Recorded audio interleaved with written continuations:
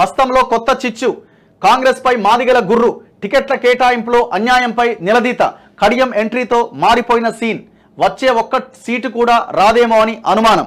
ఇంకెక్కడ వస్తుంది? ఇప్పుడు మీరు చూడండి, ఇక్కడ బేసిక్గా మొత్తం 17 ఎంపీ స్థానాల్లో రిజర్వ్డ్ కాన్స్టిట్యున్సీస్ 5 ఉన్నాయి. 5 రిజర్వ్డ్ నియోజకవర్గాలు ఉన్నాయి. ఈ 5లో 3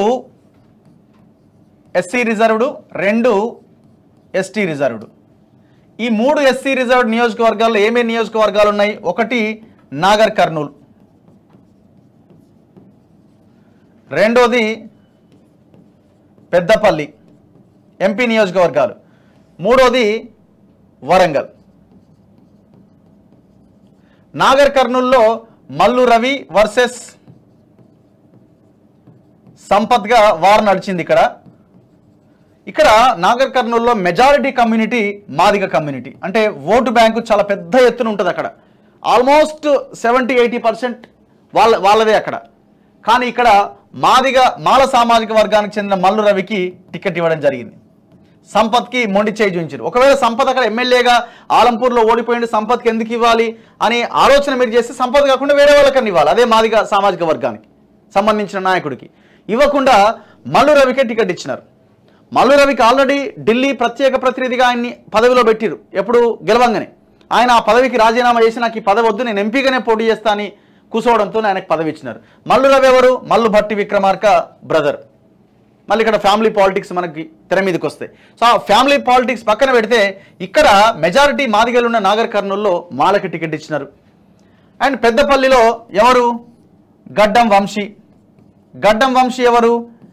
వివేక్ కొడుకు. వివేక్ ఆల్రెడీ చెన్నూరు ఎమ్మెల్యేగా కొనసాగుతూ ఉన్నారు. అండ్ వివేక్ తమ్ముడు బెల్లంపల్లి ఎమ్మెల్యేగా కొనసాగుతున్నారు. గడ్డం వంశీకి ఇక్కడ ఎంపీ టికెట్ ఇచ్చినారు. ఎవరి గడ్డం వంశీ? మళ్ళీ మాల. ఇక్కడ పెద్దపల్లిలో పెద్ద ఎత్తున మాదిగలు పెద్ద ర్యాలీ తీసిరు. మాకు అన్యాయం జరుగుతున్నది, ఒక్క టికెట్ అన్ని ఇవ్వరా, పెద్దపల్లిని వదిలేయాల్సిందే, ఖచ్చితంగా ఇక్కడ మాదిగలు పోటీ చేయాలని వాళ్ళు నిరసన వ్యక్తం చేశారు. అక్కడ పట్టించుకోలే.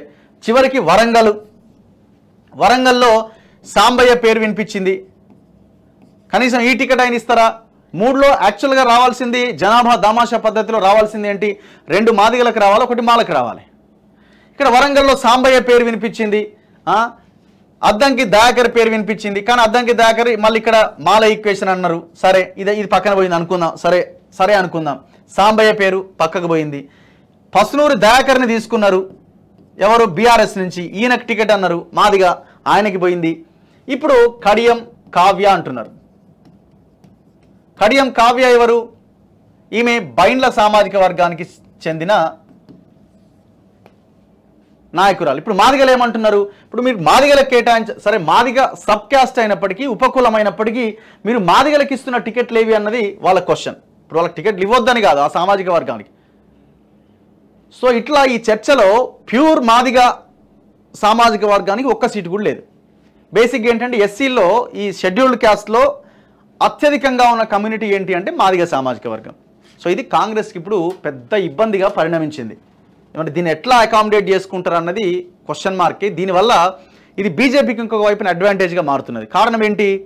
వాళ్ళు ఎస్సీ వర్గీకరణ మీద ఒక నిర్ణయం తీసుకుంటామని ప్రొజెక్ట్ చేస్తున్నారు. దాంతోపాటు వాళ్ళు చేస్తారా చేయరా భవిష్యత్తులో చూద్దాం, కానీ వాళ్ళు దాన్ని ముందుకు తీసుకెళ్తున్నారు. మందకృష్ణ మాదిగ లాంటి వాళ్ళు డైరెక్ట్గా బీజేపీ సపోర్ట్ చేయమని కోరుతున్నారు.